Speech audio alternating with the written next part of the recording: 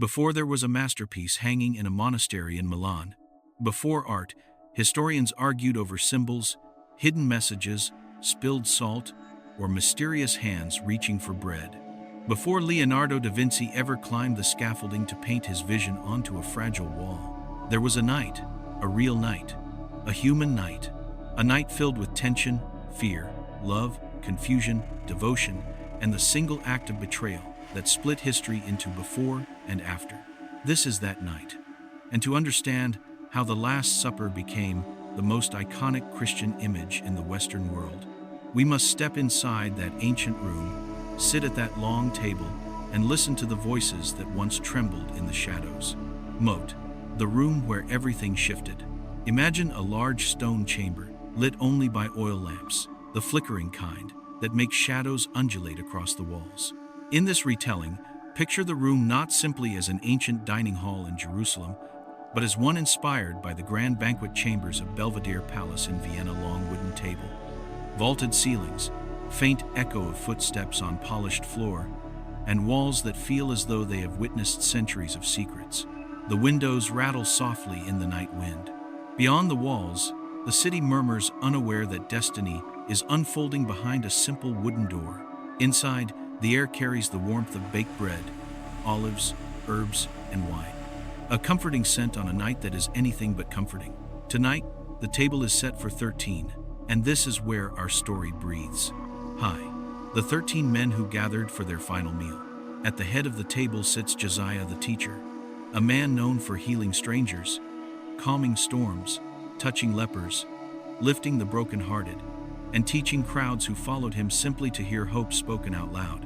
But tonight, Josiah is quiet. His face glows with the soft amber of candlelight, but his eyes reveal a storm. There is depth there, the kind that comes when a man knows he is living his final hours. The 12 men who join him are his closest companions, brothers in all but blood. In this retelling, their names are gently reimagined, but their souls remain familiar. Bastian, the outspoken, fiery one, bold to the point of recklessness, yet loyal like a devoted soldier. Micah, quiet, introspective, always watching the one who feels deeply but speaks rarely. Arden, the youngest, hopeful yet fragile, looks at Josiah as though waiting for reassurance he no longer knows how to give. Pavel, strong-willed, hot-tempered, protective, a man built to guard the ones he loves. Joniel, gentle, tender-hearted, the closest to Josiah emotionally, the one whose love often showed through tears. And finally, seated slightly apart from the others, half swallowed by shadow, Jorid, the conflicted heart, the trembling hand, the man who has already crossed a line and cannot uncross it. The others don't know it yet, but he does, and Josiah does. Bah, a meal that begins in silence. The men take their seats, slowly, hesitantly. This is supposed to be a moment of gathering, fellowship, and shared bread. A ritual that Jewish families have observed for generations. A time to remember the faithfulness of God and the deliverance of their ancestors. But the silence at this table is thick, heavy, like humidity before a thunderstorm. Bastian clears his throat, trying to break it. Arden forces a shaky smile. Pavel glances at the door more than once, as if expecting something or someone to burst in. And Josiah, sitting at the center, watches them with sorrow etched into the lines of his face. He folds his hands, closes his eyes for a moment, then opens them to address the room. My friends, he says softly, tonight we share more than a meal. Something inside Micah tightens. Joniel looks down at the table as if afraid of what he might hear next. Then Josiah continues. Tonight, everything changes. Bone, the revelation that shattered the table. The disciples look at one another. What does he mean? Is danger coming? Is this the end of their journey together? Pavel leans forward, fear sharpening his voice. Teacher, tell us what troubles you. Josiah lifts a single piece of bread. His hands do not shake, yet they carry the weight of every broken-hearted moment to come. Then he speaks the words that have traveled across centuries. Before the dawn breaks, one of you will betray me. The sound of that sentence slices through the room like a blade. Everything stops. Bastian drops his bread. Arden gasps. Micah feels his stomach twist. Joniel's eyes instantly fill with tears. Pavel slams his fist on the table, rattling the cups. Never, none of us would ever betray you. But Josiah's face tells another story, a deeper, truer one. No anger, no accusation, just a quiet, devastating sorrow. Numb, suspicion, fear, and the most famous gesture in Christian art. The disciples exchange frantic glances. Is it me? Could I fail him? What does he mean? No one wants to voice their fear, but all of them feel it. Josiah then says softly, "The one who shares the dish with me, that is the one." His hand reaches toward the bowl of bitter herbs, and so does another. Jorad's. Their fingers brush. And in that single, trembling moment, a moment Leonardo would one day immortalize, the truth becomes undeniable. The room freezes. Pavel's eyes narrow with fury. Arden trembles so violently he almost drops his cup. Micah covers his face. Joniel begins to silently cry. And Jorad looks as though he has just seen the reflection of his own soul for the first time. "Teacher," he whispers, barely audible. "Surely, not I." Josiah turns to him, his voice gentle, his gaze heartbreaking. "You have already chosen," he says, but he speaks without hatred, without scolding. Josiah's sorrow is not for himself. It is for Jorad's own heart, crumbling under fear and temptation. Sao, the birth of the Eucharist love, offered in brokenness. The room feels like it's collapsing under the weight of betrayal. Yet, Josiah moves with a quiet strength. He takes the bread slowly, deliberately lifting it, as though lifting the burden of every soul around the table. "This," he says softly, "is my body, given for you." He breaks the bread, the sound crisp, startling in the silence. A symbol born not out of ritual, but out of love, out of surrender, out of sacrifice. Then he takes the wine, this cup. His voice trembles, but does not break. "Is my blood. When you drink it, remember me." One by one, the disciples take the bread, the wine, their eyes glistening, their hands shaking. They don't understand yet, but they feel it. The room is filled with something sacred, something eternal, something that would one day become the heart of Christian worship, the Eucharist. The emotions Leonardo tried to freeze in time. Fear, shock, anger, grief, confusion, devotion, guilt, all erupt at once, 13 men trapped in the rawest moment of their lives. This is the instant Leonardo da Vinci would one day try to capture in paint. Betrayal in motion, hands reaching in disbelief, faces twisted in grief and denial, the calm center Josiah framed by the chaos around him. But on this night, there is no painting yet. Only broken voices, only trembling hands, only hearts that do not know how to hold the truth they have been given. Outside, the wind rises, rattling the windows like the beginning of a storm. Inside, Josiah knows his path cannot turn back. He rises slowly. "My time is near," he says. "Come, let us pray." The disciples follow him, some stumbling, some crying, some still too shocked to speak. Only one slips away early. Jorad. His footsteps echo down the dark corridor, the sound of betrayal walking into the night. Damn. A final glance before the world splits in two. Josiah pauses at the doorway, turning back for a brief moment. The table behind him is still set. Breadcrumbs, a half-filled cup, a dish with a smear of herbs, a meal frozen in time. This is the moment that would inspire countless artists, none more famous than Leonardo, to attempt to capture what words could barely hold. The night love sat at the same table as betrayal. The night courage faced fear with open hands. The night that changed the world forever. Josiah steps into the darkness, and history begins.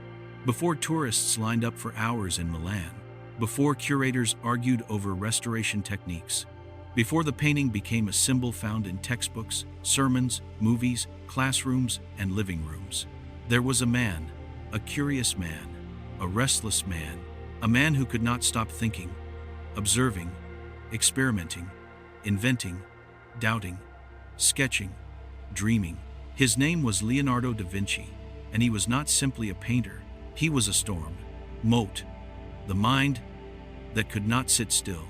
If you had walked into Leonardo's workshop, in the late Mutngin Boncham Chin Muis, a room stuffed with unfinished canvases, mechanical sketches, anatomy diagrams, strange musical instruments, blocks of marble, pigments, powders, and gears. You would have felt as though you stepped inside the mind of someone who refused to be ordinary. He was the kind of man who could start dissecting a cadaver at midnight and then switch to designing flying machines before dawn. He studied the curve of a smile the way a surgeon studies arteries. He watched how shadows bent around objects as if light itself were a language only he could read. He painted slowly, painfully slowly, because he demanded that every brushstroke tell the truth of a soul, not merely the shape of a face. And when he worked, he disappeared. Not from the room, from reality. Artist said he would forget food. Assistant said he would talk to himself. Servant said he would walk in circles for hours, mumbling ideas that no one else understood. But there was one subject, one moment that captivated him more than any battlefield, myth, or noble commission. The moment when Jesus predicted his betrayal. That moment was a volcano waiting to erupt onto a wall. Hey, Milan, power, and the Duke who wanted something eternal. The story begins in Milan, at the height of Renaissance ambition. Milan in 1495 was not merely a city, it was a stage, a spectacle, a vortex of politics, warfare, wealth, and art. At the center of this world stood Ludovico Sforza, the Duke of Milan, a man determined to turn his city into a shining example of culture and innovation. He wanted monuments. He wanted beauty. He wanted his legacy carved into stone and painted onto walls that would outlive him. And if you were Ludovico and you needed a masterpiece, you knew there was only one man to call: Leonardo da Vinci. Leonardo had moved to Milan years earlier, offering his talents not only as a painter, but as an engineer, designer, military strategist, musician, and architect. He entertained the Duke with mechanical stage designs, invented weapons, built intricate festival sets, and drew plans for buildings that seemed impossible. But Ludovico wanted something more sacred, a visual testament to faith that would elevate the prestige of the Santa Maria delle Grazie monastery, which was being renovated to host the Sforza family mausoleum. And so he approached Leonardo with a challenge: paint me the Last Supper, but paint it as the world has never seen it before. Leonardo accepted, though deep inside he wondered, how do you paint a moment that changed eternity? Bah, a room, a wall, and a dangerous idea. When Leonardo inspected the dining hall of the Dominican monastery, he noticed something peculiar. The hall wasn't particularly grand. It was simple, quiet, humble, a place where monks would eat in silence and contemplate scripture. The wall meant for the painting was large, but unremarkable. Most artists would have treated it like any fresco.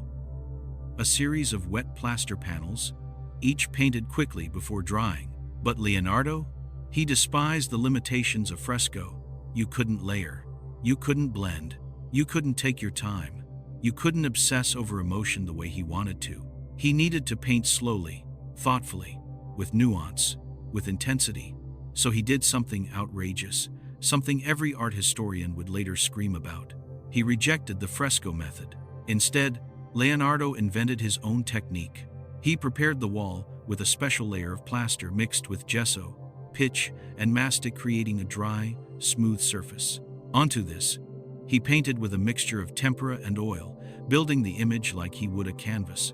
This allowed him to experiment with textures, refine shadows, adjust expressions, repaint gestures, start over when needed, use subtler colors, create the delicate emotional realism he craved. It was genius. It was revolutionary. It was also a disaster waiting to happen, because oil and tempera do not adhere well to dry plaster. The wall wasn't breathing with the pigment, it was suffocating it. The paint would begin flaking after only decades. But Leonardo wasn't thinking about centuries. He was thinking about souls, bone, the creative struggle, capturing the human heart. Every day, Leonardo climbed the scaffolding and examined his progress from a different angle. He would walk to the far end of the hall, squint, tilt his head, and mumble to himself. No, the shock in Bastian's face must be sharper. No, Micah's grief must lean forward, into the future. No, the betrayal must happen in the hands before the face. He sketched dozens of versions of each disciple, exploring their psychology. Who is angry? Who is confused? Who recoils? Who leans in? Who whispers? Who storms? Who doubts? Who breaks? He crafted every expression, like a playwright directing a cast on opening night. Witnesses said he would stare at a single face for hours without painting a stroke. Then, without warning, he would rush to the wall, paint 4 or 5 lines rapidly, and then vanish again into thought. The Last Supper became not a painting, but a meditation, a battle between flesh and spirit, between fear and faith, between betrayal and love. And Leonardo was right in the middle of it, capturing lightning with a brush. The silent genius, bringing heaven to earth. Leonardo was obsessed with symmetry. To him, mathematics wasn't just numbers, it was divine architecture. He believed God wrote the universe in geometry, and he wanted the Last Supper to reflect that.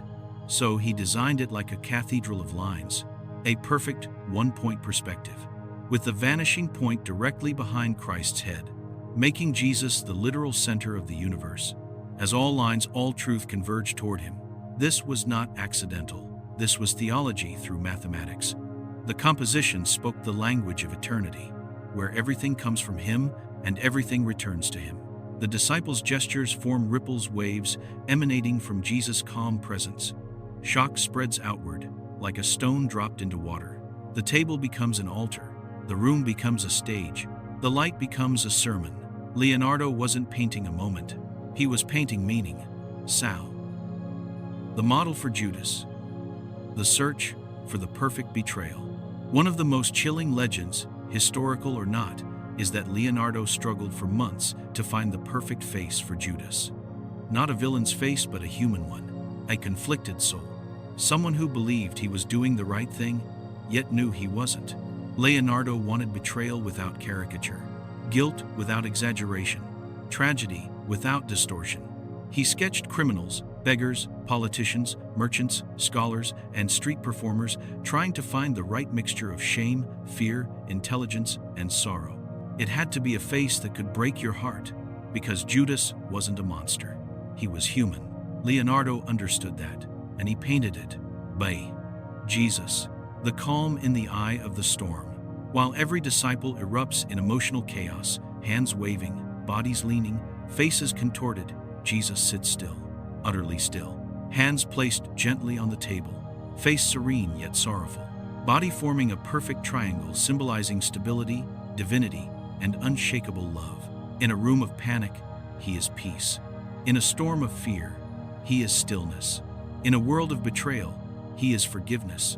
This contrast is what makes the painting powerful, unforgettable, spiritual, and Leonardo knew it. The last brushstroke before history took over. When Leonardo finally stepped down from the scaffolding in after 3 years of struggle, he wasn't satisfied. He never was. But the monks who watched him work stood speechless. They saw life on the wall. They saw emotion breathing through pigment. They saw their own fears reflected back at them. And they knew even then that this was no ordinary mural. This was a window into the heart of God and the soul of humanity. This was the Last Supper, and the world would never be the same again. When Leonardo laid down his final brushstroke, the painting glowed with life. Color poured across the wall like stained glass. Faces breathed emotion. Hands froze in mid-gesture, as though the world had stopped to listen. The monks who prayed in the refectory felt as though they were dining with Christ, not merely gazing upon art. But within Leonardo's triumph hid a secret tragedy. The painting was dying the moment it was born, and the centuries ahead would test it more brutally than even Leonardo could have imagined. This is the story of how the Last Supper survived, not because it was strong, but because people refused to let it disappear. The masterpiece begins to crumble. Leonardo's experimental technique was beautiful but flawed.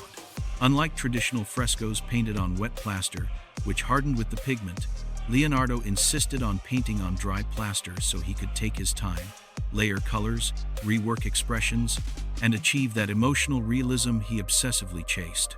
It worked artistically, It failed chemically. The paint didn't bond with the wall. It sat on it fragile, delicate, vulnerable. Within 20 years, the colors began to dim.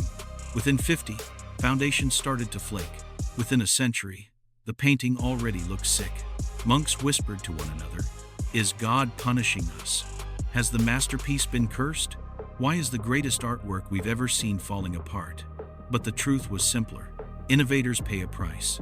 Sometimes, the price is permanence. Hey. The first blow.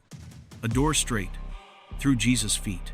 In 1652, long after Leonardo's death, someone made a decision so absurd, so tone-deaf, so catastrophic that modern historians still shake their heads in disbelief. The monastery needed a doorway, a practical, ordinary doorway. And the wall chosen for it? The wall holding the Last Supper. Without hesitation, workers cut a massive rectangular door through the lower center of the painting, slicing off Jesus' feet, along with parts of the table and the apostles' legs. Imagine that, 200 years after Leonardo froze that holy moment into eternity. Someone literally sawed through the Son of God to make a door. It sounds like a metaphor for humanity's blindness, but it actually happened. To monks who loved the painting, it felt like a second betrayal. The first on canvas, the second in stone. Humidity, mold, and time. The silent destroyers. Once the doorway was carved, the painting faced new enemies, subtle, slow, merciless. Moisture crept into the plaster. Thin cracks widened into fractures. Mold bloomed in dark patches. Colors dulled to grayish-brown. Dust settled like a shroud. Years of cooking, candle smoke, and damp air buried the painting under grime. The monks tried to clean it gently, reverently, but often made things worse. One early restoration used lamp oil. Another used glue. Another used a corrosive solution that burned the pigments. They weren't trying to harm it. They were trying to save it with the only tools they had. But good intentions can still scar masterpieces. Bone. The French army arrives. Hooves, mud, and destruction. Now comes one of the darkest chapters. In the late 1600s, Napoleon's troops invaded Milan. The Dominican monastery, quiet, sacred, became a barracks. Then a stable. A stable. The room that had once held sacred meals, whispered prayers, and centuries of devotion, now held horses. Their hooves clattered violently on the refectory floor. Their muck soaked into the cracks. Their handlers leaned weapons against the painted wall, scraping it. Drunken soldiers threw objects, slashed at the plaster, mocked the artwork. The painting suffered indignities no masterpiece deserves. A monk who witnessed the aftermath wrote, "It was as if we had watched the crucifixion again, not of Christ, but of Leonardo's vision." Centuries later, soot from the soldiers' torches would still be embedded deep within the wall. Numb, the bomb that should have killed it. The greatest threat, however, came during World War II. In 1943, Allied air raids over Milan devastated the city. Bombs dropped on the monastery, obliterating nearly every structure on the grounds. Walls exploded. Roofs collapsed. The refectory shook under the impact. And yet, the Last Supper did not vanish. Why? Because a small group of curators, monks, and art lovers had anticipated the danger. They had built a fortress around the painting. Bricks stacked wall to wall, massive wooden scaffolding, sandbags piled as high as a man, sheets of steel protecting vulnerable edges. When the bombs hit, the refectory roof blasted apart. Debris buried the entire room. For hours, even days, no one knew whether the painting was gone. Then, with the bombing finally halted, workers began digging. They removed rubble. They cleared smoking beams. They lifted charred wood. And when the dust settled, there it was, damaged, cracked, darkened, barely holding on, but alive. A miracle in plaster. Those who were there claimed the silence that followed felt sacred, as if the survivors of the war were standing in the presence of a resurrection. So, the painful, controversial restorations. By the mid-1900s, The Last Supper looked almost nothing like Leonardo's original masterpiece. Centuries of smoke, humidity, mold, abrasions, Misguided restorations, retouches, war damage, environmental decay had left it faded, spotty, cracked, and unstable. Some experts even argued it was beyond saving. Others, however, refused to accept its death. In 1978, the Italian government approved the most ambitious restoration in art history, a project that would take years and incite constant debate. Restorers approached the painting with microscopic precision, tiny scalpels to peel off centuries of grime, infrared maps to detect Leonardo's original strokes, chemical compounds to stabilize what remained, microscopes to distinguish authentic pigment from later additions, lasers to clean without burning, and the truth was heartbreaking. Nearly 10% of what the modern eye sees is not Leonardo's original paint. The majority of the colors, the crisp edges, the faces, even parts of the clothing had been rewritten, repainted, and rebuilt by others over the centuries. But Leonardo's soul, his composition, his geometry, his perspective, his emotional choreography remained intact. The essence survived. And for many viewers, that essence is the miracle. The painting today. Fragile but immortal. Today, visitors enter the climate-controlled chamber of the Santa Maria del Grazia refectory in small groups. They whisper. They walk slowly. They stare at the wall with reverence usually reserved for sacred relics. Because they are not just looking at a painting. They are looking at a survivor of chemical decay, a survivor of misguided repairs, a survivor of neglect, a survivor of horses and soldiers, a survivor of bombs, a survivor of time itself. The Last Supper should not exist. Logically, scientifically, chemically, it should not be here. But it is. And that is why people fly across oceans to stand before it. Not because the painting is perfect, but because it is wounded and still beautiful. Because it is fragile and still powerful. Because it is scarred and still speaks. Because it reflects us, humanity, broken, hurting, weathered, cracked by life, yet still standing. A testament to faith and to human hands that refuse to let it die. Across 5 centuries, countless people, monks, soldiers, restorers, scholars, tourists have played a role in the painting's survival. They shielded it, protected it, rebuilt it, studied it, prayed before it, guarded it, loved it. Each generation added a patch, a stroke, a layer of care, sometimes misguided, sometimes brilliant, sometimes desperate. But underneath it all, Leonardo's vision endures. The emotions endure. The story endures. The message endures. The Last Supper survived not because it was strong, but because humans believed it was worth saving. And in the end, that is its greatest miracle. For over 5 centuries, the Last Supper has captivated the world not only because of its artistic brilliance, but because it refuses to give up its mysteries. Every time scholars think they've unraveled its meaning, another detail whispers a new question. Every time tourists think they know the story, a shadow, a gesture, a face, or a sliver of symbolism opens an entirely different door. Leonardo da Vinci did not simply paint a biblical moment. He hid a labyrinth inside a single room. This is that labyrinth, the secrets, controversies, symbols, and whispered mysteries that make the Last Supper one of the most studied artworks on earth.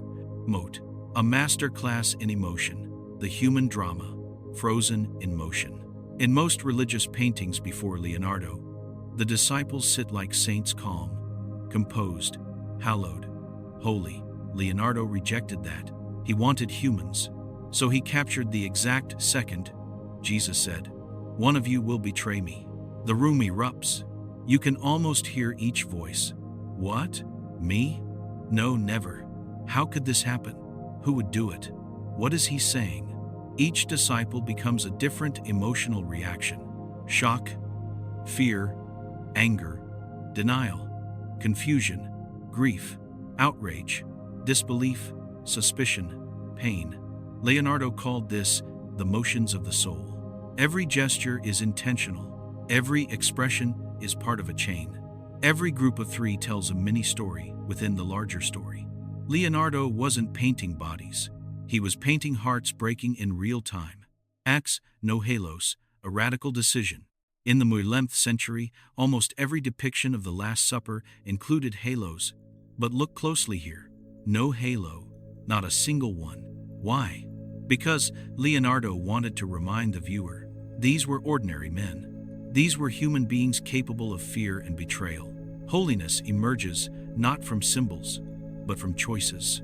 Jesus is not distinguished by a glowing ring. He is distinguished by the light behind him, the symmetry of the room, the calmness in his posture, the triangular composition of his body, the universal stillness he embodies. Leonardo wanted to show that divinity needs no decoration. Divinity reveals itself. Bah, the spilled salt.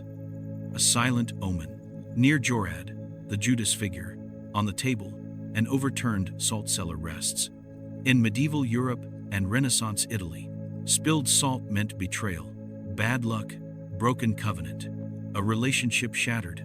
Salt was precious, a symbol of agreement, purity, and loyalty.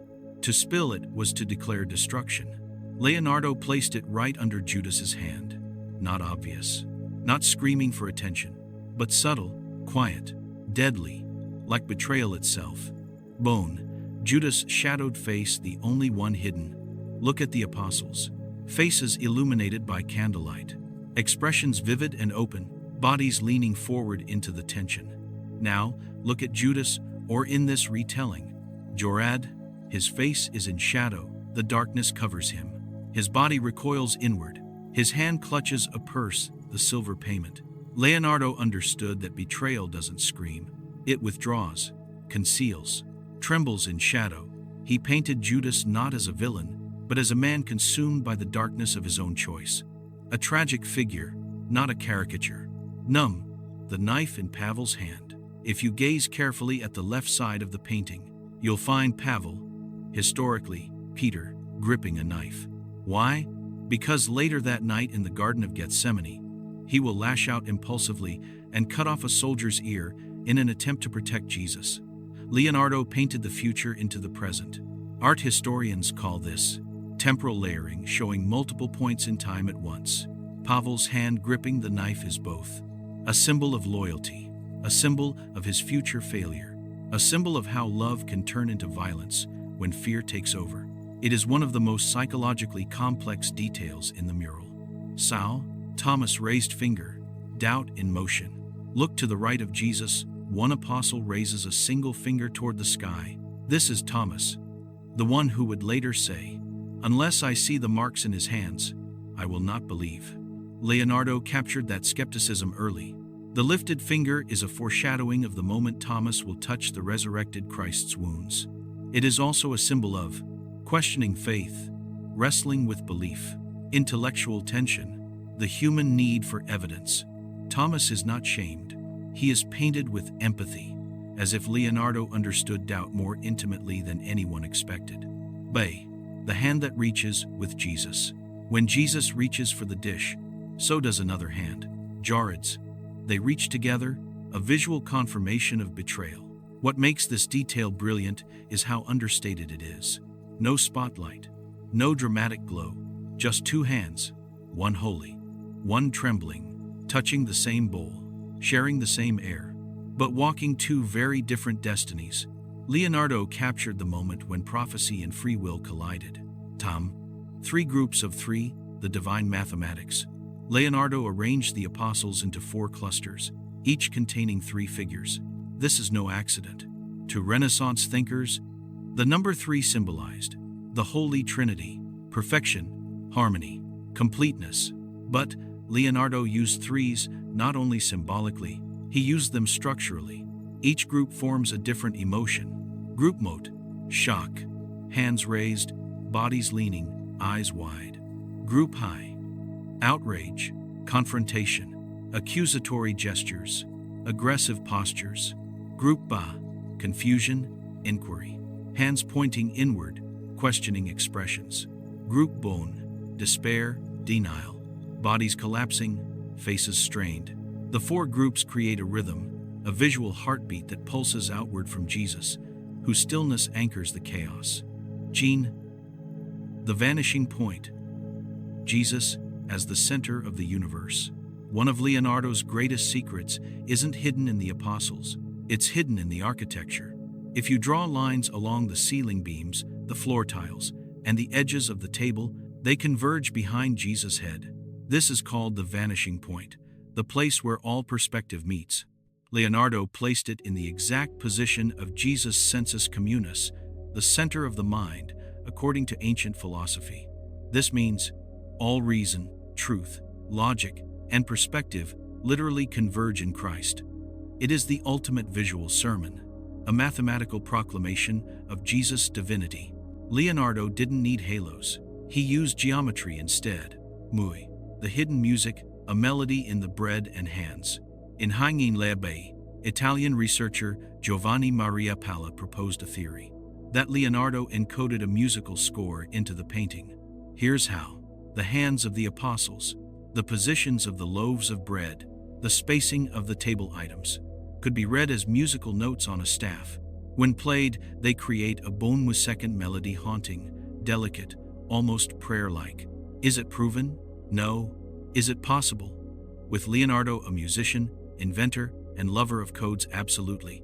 Whether the hidden melody is real or imagined, it contributes to the painting's mythic aura.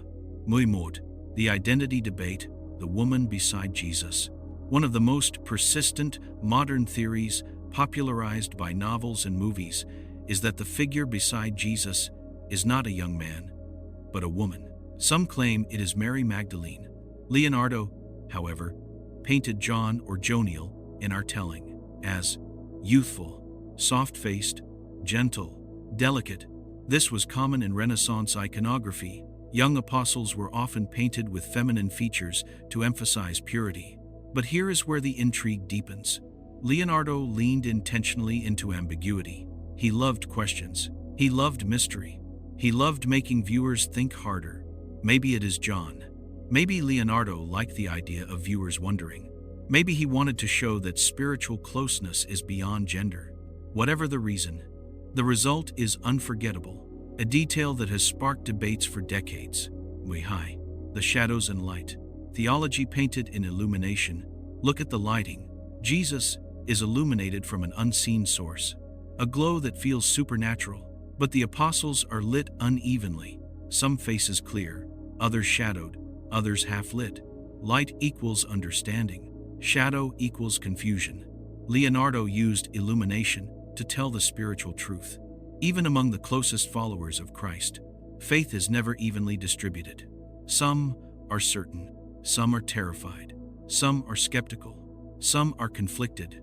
Leonardo painted not a moment, but a mirror we still look into today. Muy ba. The odd perspective of the table. Look closely. The table seems wrong. Too high, too long, too flat at the front. This was intentional. Leonardo built the table like a barrier, a symbolic divide between viewer and scene. On one side, humanity, with its worries, sins, doubts, and betrayals. On the other, divinity, offering itself as a sacrifice. The table is an altar. It is a threshold. It is a point of no return. It is the line between the ordinary and the eternal. Muy bon. The secret of the loaves and plates. Everything on the table is symbolic. Bread body, wine blood, fish. Spiritual nourishment. Fruit, generational sin, redemption. Knives, conflict. Salt, covenant. Leonardo arranged them with mathematical precision. Nothing is random. Even crumbs tell a story. Each object speaks a language older than the painting itself. Part, bone, conclusion. 5 centuries later, the Last Supper still whispers, still puzzles, still argues, still captivates, still refuses to surrender all its secrets. Because Leonardo didn't paint answers, he painted questions. And those questions have made this masterpiece eternal. If you stand before the Last Supper today quietly, without distraction, something strange happens. You stop seeing it as a painting. You stop seeing it as history. You stop seeing it as an artifact behind glass. Instead, you start hearing it. A whisper, a tremor, a soft pulse. It feels alive, not because Leonardo da Vinci painted it with unmatched brilliance, though he did, but because this mural is more than art. It is a mirror of the human soul, a portrait of every emotion we fear, a map of every longing we carry. The Last Supper doesn't just depict Christianity, it reveals humanity, and its symbols, subtle, whispered, hidden beneath layers of meaning, still echo across the centuries. Let us walk through those symbols, not as historians, but as humans searching for something true. Moat, the vanishing point, where all truth converges. At the center of the painting, precisely behind the head of Josiah, every line converges. Ceiling beams, floor tiles, window frames, architectural lines, even the direction of the disciples' gestures, all pull toward him. Leonardo designed it deliberately. Truth meets at Christ. Perspective meets at Christ. Reality aligns around Christ. Humanity's chaos radiates outward. Divinity's calm radiates inward. This is not simply geometry. It is theology made visible. A sermon painted with angles. Leonardo is saying, stand anywhere in life. Follow the lines. They will lead you back to him. High, light and shadow, the battle of every human heart. Look closely at the lighting, not as an artist, but as someone who has lived through both joy and pain. Jesus is lit with soft, perfect illumination. The disciples are not. Some faces glow. Some are half-lit. Some are swallowed in darkness. Some flicker between the two. This is not an artistic choice. It is a spiritual confession. Faith is uneven. Belief is fragile. Light and shadow coexist in every soul. Leonardo painted doubt without shame, fear without judgment, confusion without condemnation. He painted a table of imperfect men because that is the table God chooses to sit at. And so, this painting tells us, you do not need perfect faith to sit with Christ. You only need an honest heart. Bah, the emotional symphony, 13 hearts in freefall. The moment Jesus announces a betrayer, the wall becomes an emotional explosion. Leonardo didn't choose calmness. He chose authenticity. Some disciples recoil as if struck. Others lean in as if pleading for clarity. Some shrink. Some shout. Some reach. Some collapse inward. It is not just the story of that night. It is the story of every night when humans confront truth they do not want. Leonardo painted the moment innocence collapses, the moment loyalty trembles, the moment trust shatters, the moment love meets fear, the moment belief must fight to live. He froze human fragility into a single second, and in doing so, he held up a mirror to us all. Bone, the silence of Josiah, a stillness more powerful than words. Amid the storm of gestures, hands waving, bodies leaning, voices erupting, Josiah sits perfectly still. No rage, no panic, no accusation, just a quiet acceptance, the kind that is stronger than any sword. The disciples perform the drama of humanity. Jesus embodies the stillness of God. His hands rest gently on the table. His face is sorrowful, but not defeated. His posture forms a perfect triangle, the symbol of the Trinity, stability, unshakable divinity. Leonardo shows us, true strength is not in shouting. It is in surrender. True authority is not in force. It is in love. Jesus' stillness is the greatest sermon in the painting. Numb, the table, a border between earth and heaven. The table in the painting feels unusually straight, long, flat, almost too perfect. Some call it a compositional flaw. It is not. It is an altar. Leonardo designed the table as the boundary between two worlds.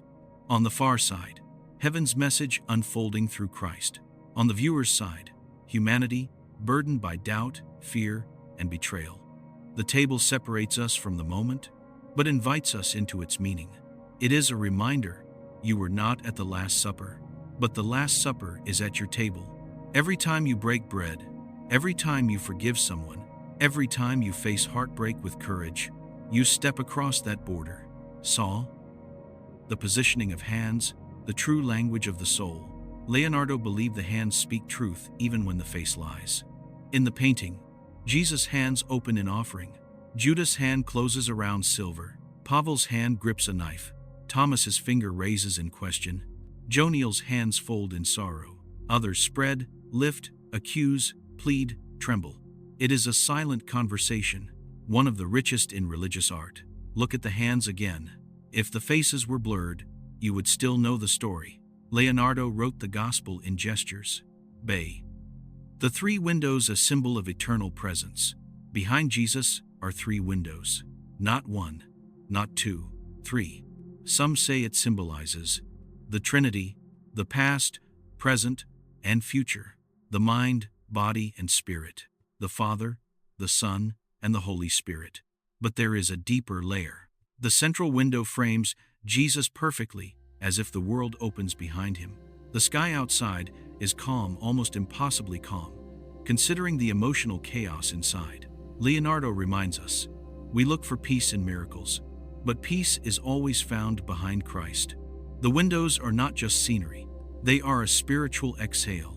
Tam, bread and wine, symbols that outlived empires. The table is rich with symbolic objects: bread, nourishment; body, generosity; wine, covenant; sacrifice, eternity; fish, spiritual consumption, early Christian identity; fruit, humanity's fall and redemption; salt, covenant, promise; relationship; knives, conflict, prophecy, inevitable suffering. Leonardo arranged them not as food, but as theology. Every object is a sermon. Every plate is a chapter. Every crumb is a footnote. This is why the painting feels alive. It isn't still life. It is symbolic life. Gene, the emotional code hidden in the composition. Look at the body language. Those who doubt lean away from Jesus. Those who love lean toward him. Those who fear freeze. Those who struggle reach out. It is a spiritual compass. Leonardo painted what happens inside the human soul when truth confronts the heart. Some recoil, some wrestle, some cling, some break, some follow, some flee. You can find yourself in one of those positions. We all can, and that is the point. Mui. The eternal echo, why this painting still speaks. Why do millions still travel to see a damaged mural? Why do people cry in front of it? Why does it remain one of the most studied images in Christian art? Because the Last Supper does what sermons, books, debates, theology, and doctrine cannot. It captures the moment when God sat with imperfect people and loved them anyway. It speaks to the broken, the doubtful, the afraid, the betrayed, the betrayers, the believers, the ones who want to believe, the ones who wrestle with faith, the ones who feel unworthy. This is not just a painting of Jesus and 12 men. It is a painting of us, our fears, our failures, our longing for grace, our hunger for meaning, our desperate hope that love will not give up on us. Leonardo da Vinci did not paint an event. He painted an invitation, a call to return to the table, a call to believe that forgiveness is bigger than failure, that love is stronger than betrayal, that peace can exist even when your world is falling apart. The Last Supper is the echo of a God who sits with imperfect people and says, "You are still welcome here." Final message, to call to action. If this story moved you, if these symbols stirred your heart, if you want more deep, meaningful Christian storytelling, subscribe now to our YouTube channel, Faith Thinkers, where we explore biblical mysteries, Christian art, theology for modern life, stories of faith that stay with you, spiritual wisdom for your daily walk. Join us, think deeper, believe stronger, grow closer. Faith Thinkers, where faith meets imagination.